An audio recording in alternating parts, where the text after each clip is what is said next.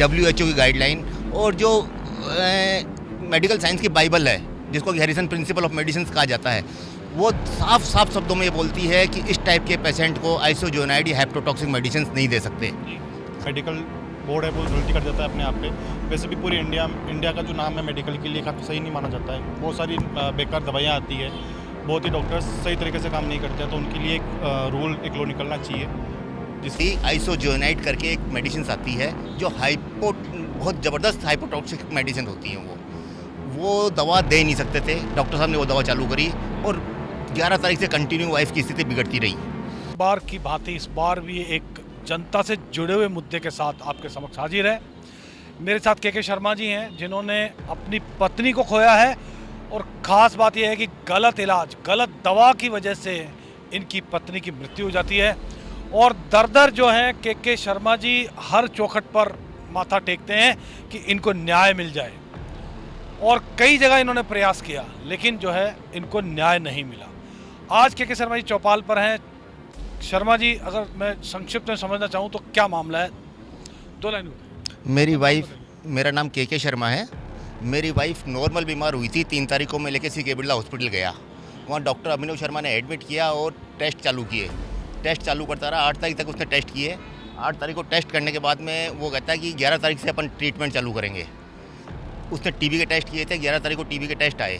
TB के सारे test negative, जितने टेस्ट उन्होंने कराए थे TB के सारे टेस्ट नेगेटिव। वाइफ का बिलिरुबिन लेवल था 14, जो कि बहुत ज़्यादा सीवियर लीवर पेशेंट के होता है। डॉक्टर साहब ने TB की दवा चालू कर दी। आइसोजोनाइड करके एक मेडिसिन आती है जो बहुत ज़बरदस्त हाइपोटॉक्सिक मेडिसिन होती हैं। वो दवा दे नहीं सकते थे, डॉक्टर साहब ने वो दवा चालू करी और 11 तारीख से कंटिन्यू वाइफ की स्थिति बिगड़ती रही। 16 तारीख को मुझे वो बोलते हैं कि पेशेंट स्टेबल कंडीशन है, आप घर ले जाओ। मैं घर ले गया, रास्ते में ही वाइफ बेहोश हो गई और नियरेस्ट हॉस्पिटल था गुप्ता, वहाँ मैंने उसको भर्ती वहाँ कराया। वहाँ डॉक्टर साहब ने भिड़ते ही कह दिया कि ये दवा दी है, ये बिल्कुल गलत दी है। हाँ, डॉक्टर साहब ने कहा, डॉक्टर ऋषभ गुप्ता हैं, उन्होंने कहा कि बोले, उन्होंने अपने जो डेथ समरी है उसमें भी उन्होंने ये मार्क किया है कि डेथ की वजह ATT है। साफ शब्दों में आपको लगता है अस्पताल की या डॉक्टर की गलती है? डॉक्टर साहब की गलती से मेरा सवाल एक ही है कि उन्होंने आइसोजोनाइड मेडिसिन कौन से ग्राउंड पे दी?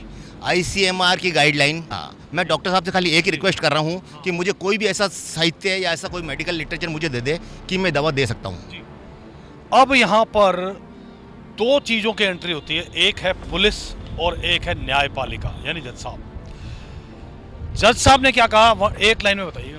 जज साहब इसको कंटिन्यू फॉलो कर रहे हैं। पहले मेडिकल बोर्ड बनवाया था, वो कौन से कोर्ट में केस है? ये ACJM 19 में। जी, क्या कहते हैं? जज साहब ने मेडिकल बोर्ड जज साल में थाने को किया कि बोले आप मेडिकल बोर्ड बना के रिपोर्ट दो।